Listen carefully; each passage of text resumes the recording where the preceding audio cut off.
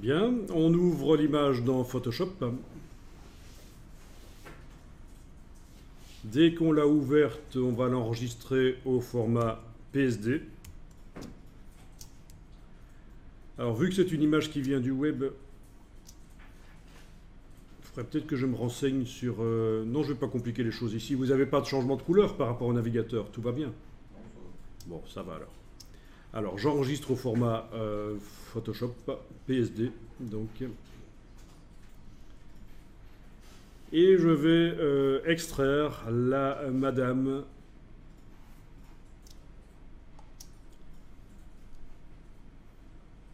donc pour ça je vais activer le Quick Mask. C'est quand même complexe, hein, il va falloir que je fasse manuellement. Donc le Quick Mask, le pinceau, dessiné en noir, vraiment du noir. Attention parce que souvent je vois des gens qui cliquent là-dessus et qui vont choisir du noir comme ça. Mais c'est pas du noir. On est à 2% de luminosité.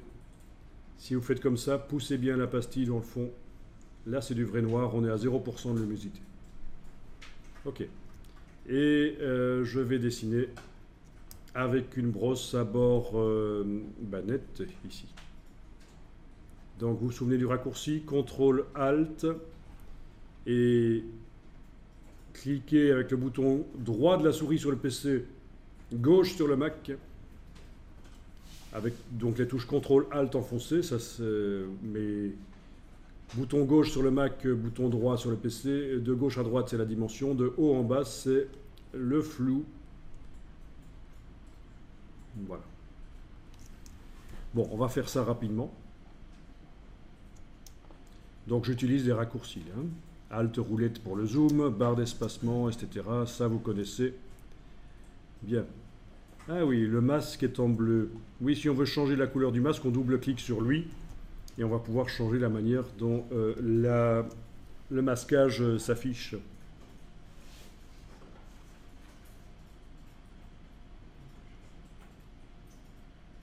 Il faut le réenclencher après.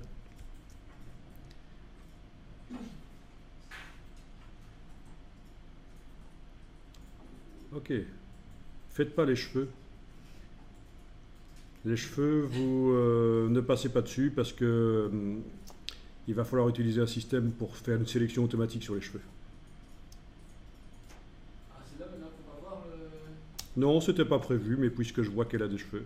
C'était quand même prévu dans le document de voir. Non, c'était pas prévu. J'avais prévu de le voir avec un autre document, mais bon, je me dis, tiens, tant qu'à faire, autant voir les cheveux maintenant. Un peu tiré par les cheveux. Et je sais, c'est tiré par les cheveux.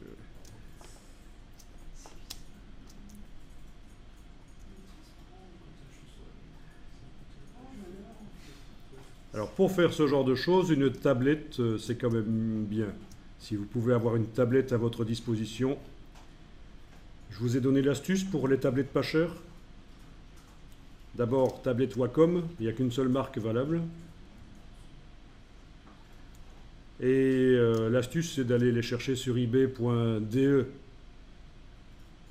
Vous allez en trouver pour moins de 30 €. Parce que faire à la souris, c'est pas génial.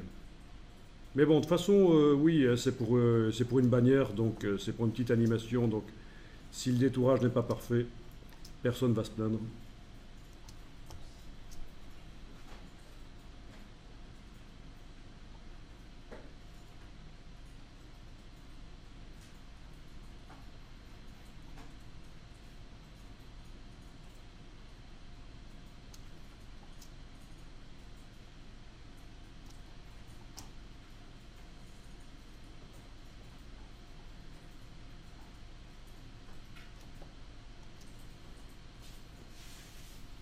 Ben oui, parce que pour pouvoir faire la marionnette, c'est-à-dire bouger les jambes et les bras, il faut que ce soit sur un calque entouré de transparence. Donc il faut extraire la madame de son fond. Et vu qu'elle ne s'est pas mise sur un fond vert, c'est un peu plus compliqué que prévu. Du coup, c'est de ta faute en fait. Ben oui, évidemment c'est de sa faute. Toujours la faute des femmes. Je n'ai pas dit ça, mais...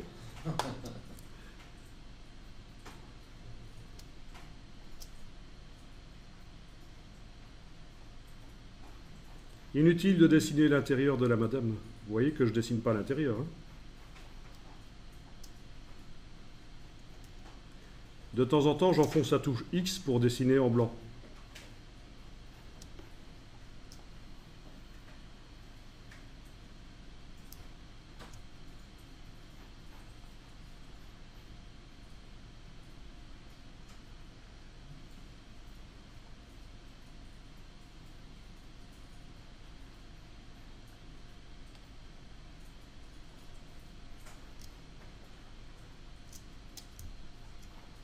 Voilà.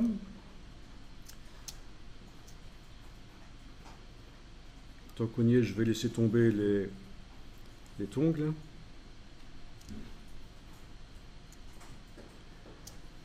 Bien.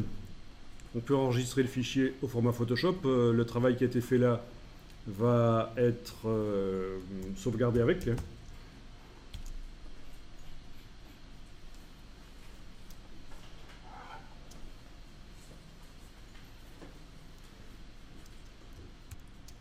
Alors, pour ceux qui seraient déjà arrivés jusque-là, la suite, c'est d'aller dans la palette des couches. Et dans la palette des couches, en plus des 3 couches RVB, je trouve la couche du masque. Voilà. J'enlève l'œil en face des couches RVB, je travaille sur le masque.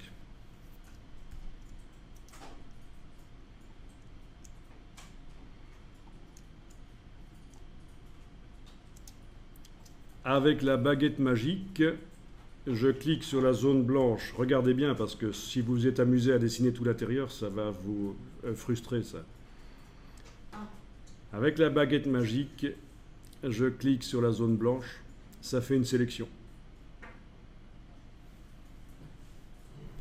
Je fais menu sélection, modifier, dilater.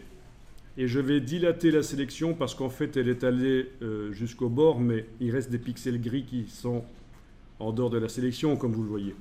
Donc, menu sélection, modifier, dilater. Dilater de 5 pixels, par exemple. OK.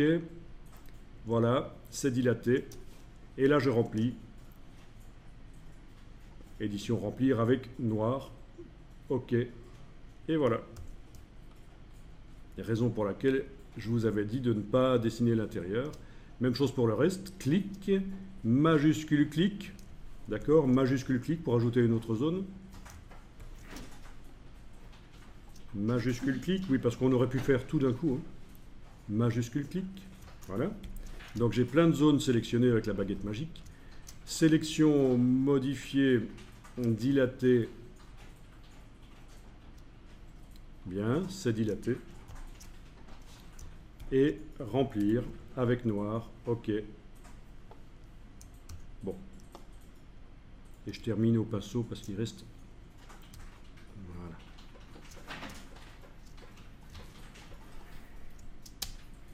Ah tiens, j'avais oublié ça.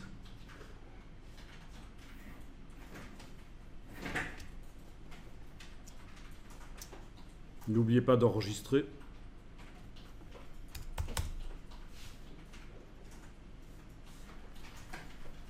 OK.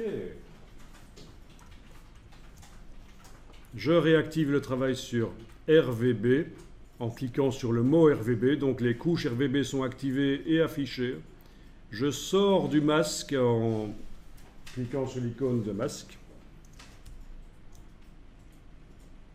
Et je peux mémoriser cette sélection. Sélection mémorisée. On ne s'occupe pas encore de l'intervertir, non. Je mémorise la sélection, voilà. Et donc j'ai une couche alpha permanente, ce qui n'est pas le cas du masque en fait. Hein. C'est pas permanent le masque. Donc là je suis certain que la sélection, le travail est intégré au fichier d'image, le fichier Photoshop. Donc c'est réactiver le travail sur RVB, sortir du masque, faire sélection, mémoriser, et on obtient une couche alpha dans la palette des couches. Donc si je ferme l'image après l'avoir enregistrée et que je la réouvre, La sélection n'est plus là, mais avec la touche contrôle du PC ou commande du Mac, je peux aller cliquer sur la couche alpha, là, hein, sur la vignette. En ayant la touche contrôle du PC ou commande du Mac, je clique sur la vignette et voilà, c'est sélectionné.